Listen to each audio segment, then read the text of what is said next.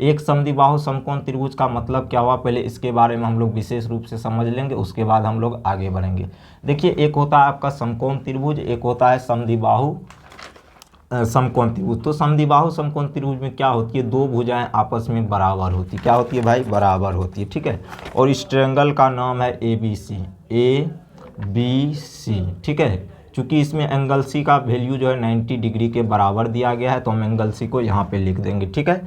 तो आपसे पूछा गया है AB की लंबाई क्या होगी। देखिएगा, अगर मैं इस साइड को लेट x कर लेता हूँ, क्या कर लेता हूँ, x कर लेता हूँ, तो ये साइड भी x होंगी। क्यों भाई, क्योंकि ये दोनों भुजाएं आपस में बराबर है, क्वेश्चन में कहा गया है, ठीक है। समद्विबाहु समकोण त्रिभुज है तो दो भुजाएं बराबर होगी।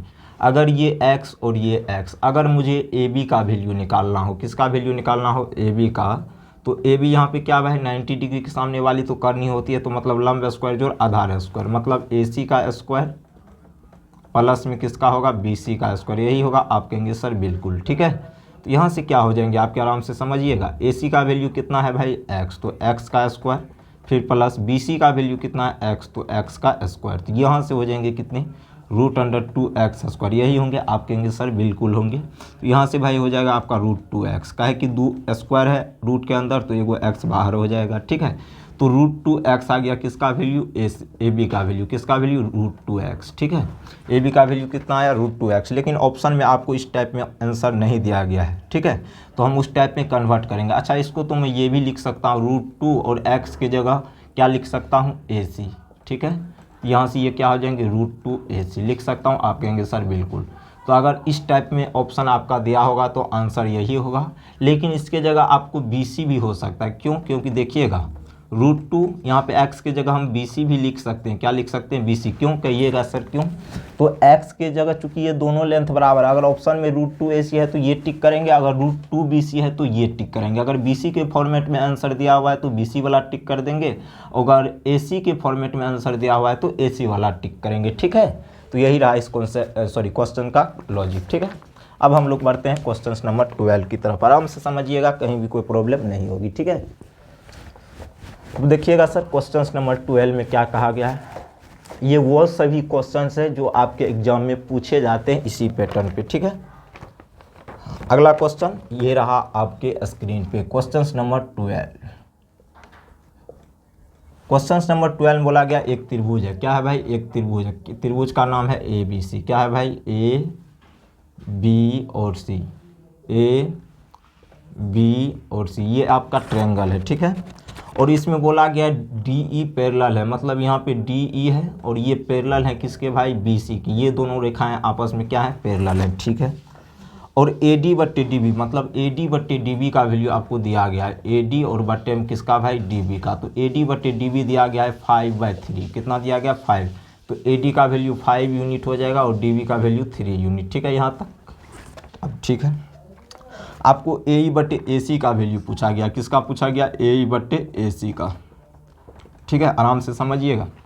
तो आप एक थ्योरम जानते होंगे, क्या, देखिए एक त्रिभुज है ABC, इसमें BC के समांतर D कोई रेखा खींची गई है, ठीक है, जो इसके पैरेलल है। तो उस कंडीशन में आपका क्या होता है, AD/DB का जो रेशियो होता है वो बराबर होता है AE/AC का, ठीक है। तो यहाँ से क्या हो जाएगा, AD/DB तो मुझे मालूम था क्वेश्चन से 5/3, ठीक है। AE/AC यही है। तो AE/AC का वैल्यू यहाँ से आ गया 5/3। तो यहाँ से लेकिन आपको पूछा किसका गया, AE/AC का नहीं, AE/AC का पूछा गया। तो AE का वैल्यू मुझे पता चल चुका है 5 यूनिट, ठीक है। EC का वैल्यू पता चल चुका है 3 यूनिट, ठीक है। तो यहाँ से AE/AC का जो वैल्यू होगा क्या हो जाएगा, AE का वैल्यू क्या है भाई, 5, ठीक है। और AC का निकालने के लिए क्या करेंगे, ये 5 यूनिट, ये 3 यूनिट, पूरा AC का निकालने के दोनों को जोड़ देंगे तो ये कितना हो जाएगा, 8 यूनिट। तो यहाँ से AC का वैल्यू हो जाएगा 8। तो 5/8 ही इस क्वेश्चन का क्या होगा, आंसर होगा, ठीक है। देखिए इतना टाइम लगाना जरूरी नहीं था। एक चीज़ हम लोग जानते हैं, जिस रेशियो में ये भुजा डिवाइड होगी उसी रेशियो में ये भुजा भी डिवाइड होगी, ठीक है। क्यों, क्योंकि ये दोनों रेखाएं पैरेलल हैं, ठीक है। तो इसी रेशियो में ये भी डिवाइड होगी। तो अगर ये 5 तो ये 5 ही होगी, ये 3 है तो ये भी 3 ही होगी, ठीक है। तब इतना करने का कोई ज़रूरी नहीं था। तब अब यहाँ से AE का वैल्यू मुझे पता चल चुका था 5, AC का निकालना था तो दोनों को जोड़ के नीचे में लिख देना था। तो 5/8 ही आपका क्या होता, सही जवाब होता, ठीक है। अब हम लोग बढ़ते हैं क्वेश्चन नंबर 13 की तरफ। देखिएगा क्वेश्चन नंबर 13 आपसे क्या कर रहा है, ठीक है।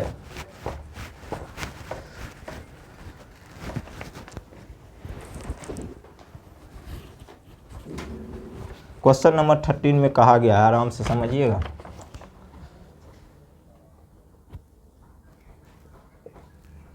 क्वेश्चन नंबर 13 में कहा गया है, दी गई आकृति में एक आकृति आपको दिया गया है, देख लीजिएगा, स्क्रीन पर आपको शो कर रहा होगा, ठीक है। ये आकृति है आपका, ठीक है। DE समांतर है BC के, मतलब यहाँ पे कोई बिंदु है DE, इसका नाम दे देते हैं A, B और C, ठीक है। ये पैरेलल है किसके भाई, BC के। यहाँ तक तो हो गया। आगे बढ़ते, पूछा गया x का मान क्या होगा, ठीक है। इसमें वैल्यू भी दिया गया, इसका वैल्यू x है, इसका 16 है और इसका 20 है और इसका कितना है भाई, 17 है, ठीक है। अब देखिएगा इसमें क्या होता है, ये दोनों रेखाएं पैरेलल है आपस में, ठीक है। इसका वैल्यू पता है, तो हम एक चीज़ जानते हैं, जब ये दोनों रेखाएं पैरेलल होती है त्रिभुज में, तो क्या होता है उस कंडीशन में आपका AD/DB बराबर होता है AE/EC। यही होता है। आप कहेंगे सर बिल्कुल, ये किससे होता है भाई, थेल्स प्रमेय, किससे थेल्स प्रमेय से, ठीक है। अब देखिएगा इसमें क्या होगा, AD का वैल्यू आपको पता है x, DB का वैल्यू पता है कितना 16, उसके बाद AE का वैल्यू 24 और EC का वैल्यू पता है 17। तो यहाँ से x का वैल्यू निकालेंगे तो कितना हो जाएगा, 24 × 16 और बट्टे में क्या हो जाएगा 17, ठीक है। यही होगा। आप कहेंगे सर बिल्कुल। अब यहाँ से आपको क्या करना है, x का वैल्यू निकालना है, ठीक है। तो इतना नहीं भी करेंगे तो चलेगा। कैसे चलेगा, आराम से समझिए। तो यहाँ से AD/DB किसका वैल्यू दिया गया था, EC का 17, ठीक है। तो EC का 17 दिया गया, तो यहाँ से देखिए ये 17 है, ये 16 है, ठीक है। और यहाँ से क्या क्या दी गया, DE समांतर B से, तब x का वैल्यू आपसे पूछा गया, x का वैल्यू पूछा गया, ठीक है। तो x का वैल्यू ये किसके बराबर है भाई, 24 के बराबर, ठीक है। अब यहाँ पे ये रेशियो भी समान होना चाहिए उस हिसाब से, ठीक है। तो आराम से देखिएगा, अगर यहाँ पे हम कट करें, ठीक है, तो 16 से 24 गुना हो जाएगा x से 17, यही होगा जी बिल्कुल, AD/DB, ठीक है। तो x के सामने कौन सा वैल्यू दिया गया है, 24। कितना दिया गया, 24। तो x का जो रियल वैल्यू होगा कितना होगा, 24 सेंटीमीटर होगा। और यहाँ पे कुछ आपका मिसप्रिंट है, कटने वाला वैल्यू होना चाहिए, ठीक है। तो यही आपका क्या होता, सही जवाब होता, ठीक है। आगे चलते हैं हम लोग नेक्स्ट क्वेश्चन की तरफ। देखिएगा, लेकिन ऑप्शन में तो यही दिया गया, ये भी जानते हैं सेम रेशियो में डिवाइड करता है। अगर ऑप्शन में नहीं है तो क्या करेंगे, तब यही करेंगे, ठीक है। आगे देखिएगा,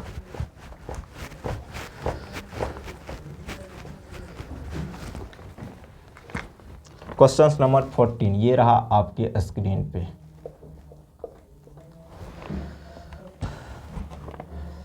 दो समरूप त्रिभुज ABC है, मतलब देखिएगा दो समरूप त्रिभुज है, इसका नाम है AB और C। एक और ट्रायंगल आपका है त्रिभुज DEF। क्या है भाई, DEF, यही है। आप कहेंगे सर बिल्कुल, ठीक है। दो समरूप त्रिभुज से इसके क्षेत्रफल का अनुपात निम्न। देखिएगा आराम से, सबसे पहले तो इसमें 4 ऑप्शन दिया गया, ऑप्शन की सहायता से हम इसमें आपको बताते हैं AB/D। दूसरा ऑप्शन में दिया गया आपको AB/EF और तीसरा ऑप्शन में आपको दिया गया है AB²/DE²। और चौथा ऑप्शन में दिया गया आपको AB²/EF²। यही दिया गया जी बिल्कुल। अब देखिएगा सर, पहला ऑप्शन और दूसरा ऑप्शन कट हो जाएगा। आप कहिएगा सर क्यों। एक चीज़ हम लोग जानते हैं, जब दो समरूप त्रिभुज की भुजा मतलब क्षेत्रफल का जो रेशियो पूछा जाता है, तो उस कंडीशन में क्या होता है, भुजा के स्क्वायर के क्या होते हैं, बराबर होते हैं। तो ये इसमें स्क्वायर नहीं था, इसमें भी स्क्वायर नहीं था, तो ये कट जाएंगे। अब आपके 2 ऑप्शन बचे हैं। अगर भाई हम इधर का ये AB वाला साइड ले रहे हैं AB², तो इधर का मुझे किसका लेना पड़ेगा, DE का। किसका लेना पड़ेगा, DE² का, ठीक है। तो एक ही ऑप्शन आपका सही होगा, option number C is the right answer, ठीक है। अब चलते हैं question number next. Question number next देखिएगा क्या दिख रहा है आपके स्क्रीन पे, ठीक है।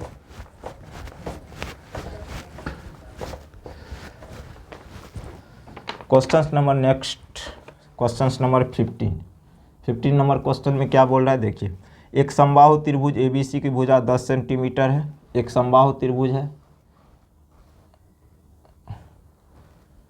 AB और C, इसकी भुजा 10 सेंटीमीटर है, मान लेते हैं यही साइड है, तो सभी साइड 10 सेंटीमीटर होगी क्योंकि समबाहु त्रिभुज है, ठीक है। उसके बाद एक और समबाहु त्रिभुज इसमें दिया गया है DEF DEF, ठीक है। इसकी एक साइड दिया हुआ है 5, तो सभी साइड इसकी कितनी हो जाएगी 5, क्योंकि भाई ये समबाहु त्रिभुज है, ठीक है यहाँ तक। अब देखिएगा, अगर समबाहु त्रिभुज है तो प्रत्येक एंगल 60 डिग्री, इसका भी और इसका भी, ठीक है। तो इस त्रिभुज में प्रत्येक एंगल 60 डिग्री होगा। आप कहेंगे सर बिल्कुल, क्यों? क्योंकि समबाहु त्रिभुज की प्रॉपर्टीज यही होती है, ठीक है। अब बोल रहा है तो त्रिभुज ABC, देखिएगा त्रिभुज ABC, एरिया ऑफ त्रिभुज ABC और एरिया और त्रिभुज DEF के क्षेत्रफल का रेशियो पूछा गया है। तो इस कंडीशन में आपको कुछ भी नहीं करना है, ठीक है। तो साइड का रेशियो आपको पता था, कितना था भाई? इसका था एक साइड 10 और इसका था 5। तो यहाँ से इसको काटेंगे तो 2:1 हो जाएगा। और एरिया का निकालने के लिए हम लोग जानते हैं, जब साइड का रेशियो पता हो समरूप के कंडीशन में तो स्क्वायर कर देते हैं। तो स्क्वायर कर देंगे यहाँ से, तो 4 कितने हो जाएंगे 1, और यही रहेगा आपके क्वेश्चन का सही जवाब। तो किस ऑप्शन में था? Option number D is the right answer, ठीक है। उतना करने का कोई ज़रूरी भी नहीं था, डायरेक्ट हम लोग साइड का रेशियो देखते और साइड का रेशियो निकाल के डायरेक्ट हम लोग क्या करते, एरिया का निकालने के लिए उसका स्क्वायर कर देते तो आपका आंसर आ जाते, ठीक है। तो ये तो हमने आपको कॉन्सेप्ट बताया ऐसा क्यों होता है, ठीक है। आगे देखिए कौन सा क्वेश्चन आ रहा है, और ये सभी क्वेश्चन आपके एग्जाम के व्यू से बहुत ही इंपॉर्टेंट क्वेश्चन है, ध्यान रखिएगा, ठीक है। क्वेश्चन नंबर अब हम लोग बढ़ेंगे 16 की तरफ। किस तरफ भाई? 16 की तरफ। देखिएगा क्वेश्चन नंबर 16 क्या दिख रहा है आपके स्क्रीन पे। 16 में क्या कहा गया, हम देख ये तो और मजेदार, एरिया का रेशियो दिया गया, दो समरूप त्रिभुज के एरिया का रेशियो दिया गया 9:4, ठीक है, 9:4। तो यहाँ से आपको क्या पूछा जाएगा? साइड का रेशियो या पेरीमीटर का भी पूछ सकता है, संगत भुजा का पूछा है। तो साइड का रेशियो निकालने के लिए इसमें कुछ नहीं करना है, जो एरिया का रेशियो उसका वर्गमूल कर देना है। तो √9 और यहाँ से हो जाएगा √4, तो यहाँ से हो जाएंगे ये 3:2, ठीक है। तो ये साइड का रेशियो आ जाएगा, ठीक है। और आपसे यही पूछा गया था क्वेश्चन में, साइड का रेशियो क्या होगा? तो ऑप्शन नंबर बी में आपको दिया गया था, तो B is the right answer. लेकिन अगर यहीं से भाई आपको पेरीमीटर का रेशियो पूछता, क्या देता? पेरीमीटर। अगर मान के चलिए आपको एरिया का रेशियो दे दिया गया होता तो आप साइड का निकालते, 3:2 होता है। जो साइड का रेशियो होता है वही पेरीमीटर का भी रेशियो होता है, ठीक है। तो यही रहा आपके क्वेश्चन का सही जवाब, ठीक है। तो 3 कितना हो जाएगा? 2, जो कि ऑप्शन नंबर बी में दिया गया था। इसी तरह अब हम लोग बढ़ेंगे नेक्स्ट क्वेश्चंस की तरफ, ठीक है।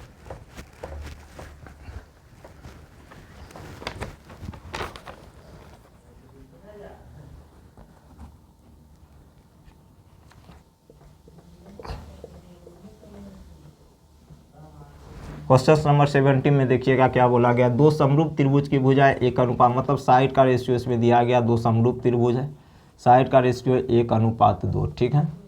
तो पूछा है क्षेत्रफल का अनुपात, मतलब एरिया का। एरिया का निकालने के लिए हम लोग क्या करेंगे, इसका स्क्वायर कर देंगे, तो 1 स्क्वायर इंटू 2 का स्क्वायर, ठीक है। तो 1:, कितना हो जाएगा 4, 1:4। यही रहा आपके सब क्वेश्चंस का सही जवाब, ठीक है।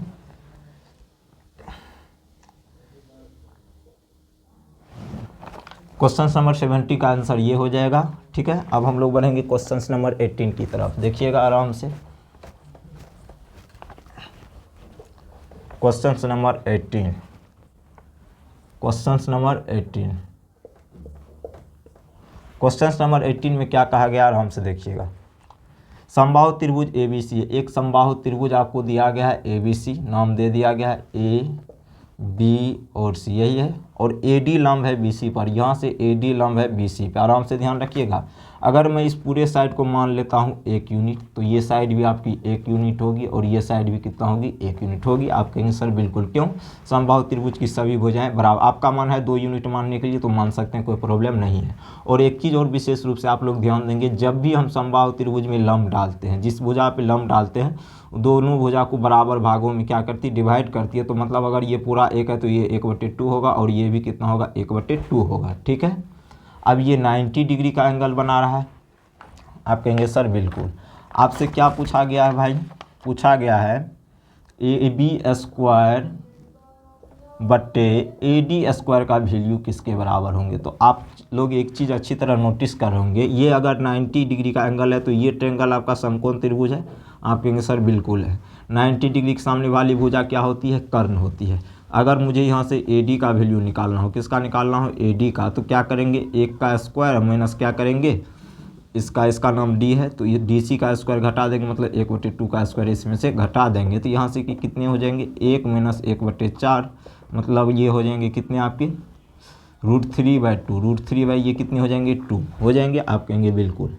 अब आपसे पूछा गया AB² बटे AD² का वैल्यू क्या होगा, तो AB का वैल्यू क्या है भाई 1, तो 1 का स्क्वायर, और AD का मतलब वैल्यू हम निकाल चुके हैं √3/2, तो इसका स्क्वायर, तो 1/3/4, तो ये 4 ऊपर चल जाएंगे और 3 कहाँ चलेंगे नीचे, तो आंसर आपके क्या होंगे 4/3। और किस ऑप्शन में दिया गया है 4/3, ऑप्शन नंबर बी, तो ऑप्शन नंबर बी ही आपके क्वेश्चन के सही जवाब होंगे। क्या था क्वेश्चन में, कुछ भी तो नहीं था, सिर्फ दिखावा था, ठीक है। अब हम लोग बढ़ते हैं क्वेश्चन नंबर 19 की तरफ। Question number 19,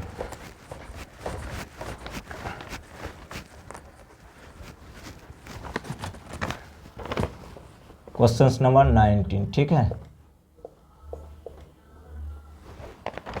question number 19, question number 19 में देखिएगा क्या बोल रहा है। यदि त्रिभुज ABC, देखिएगा 2 त्रिभुज है, इसमें हम डायरेक्ट कर सकते हैं, ये सब लिखने का जरूरी नहीं है। त्रिभुज ABC है और ये समरूप है त्रिभुज PQR के, ठीक है। इसमें हमको कुछ करना ही नहीं है।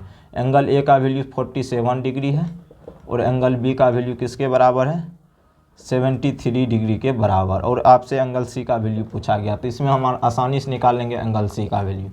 तो 180 डिग्री में से क्या करेंगे, इन दोनों एंगल के सम को माइनस कर देंगे, 47 डिग्री प्लस 73 डिग्री, ठीक है। तो यही आपके हो जाएंगे सही जवाब। तो 180 डिग्री माइनस तो हो जाएंगे 120 डिग्री, और यहाँ से ये घटेंगे तो 60 डिग्री। किस ऑप्शन में दिया गया है 60 degree, option number C is the right answer your question, ठीक है। कुछ भी नहीं था क्वेश्चन में, चूंकि एक ही ट्रायंगल की बात हुई थी, तो हम क्या करेंगे डायरेक्ट जानते हैं ट्रायंगल के तीनों कोनों का जो योगफल होता है 180 डिग्री के बराबर होता है। 2 एंगल अगर 120 डिग्री के बराबर, तो तीसरा एंगल किसके बराबर होंगे 60 डिग्री के बराबर होंगे। ये सब लॉजिक आपको पता होना चाहिए, तभी क्वेश्चन आप कर पाएंगे, ठीक है। अब चलेंगे question number next. Question number next देखिएगा क्या कह रहा है, और आज की क्लास की ये अंतिम प्रश्न होगी, ठीक है। फिर अगले दिन हम आपके लिए 10 क्वेश्चंस जो आपके एग्जाम में पूछे जा सकते हैं वही क्वेश्चंस हम यहाँ पे लेकर आएंगे। तो इससे पहले सभी क्वेश्चंस को आपको आराम से कर लेना है, ठीक है। अब देखिएगा सर, एक त्रिभुज दे दिया, बड़ा ही मज़ेदार क्वेश्चन है। लास्ट क्वेश्चन बहुत ही सब दिन खतरनाक होता है, लेकिन हम इसको ईजी वे में करा देंगे। ABC एक ट्रायंगल है, ठीक है।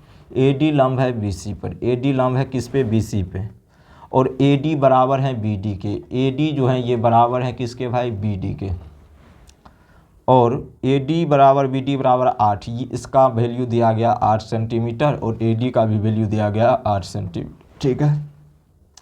BC 23 है, मतलब यहाँ से ये टोटल जो है 23 के बराबर है।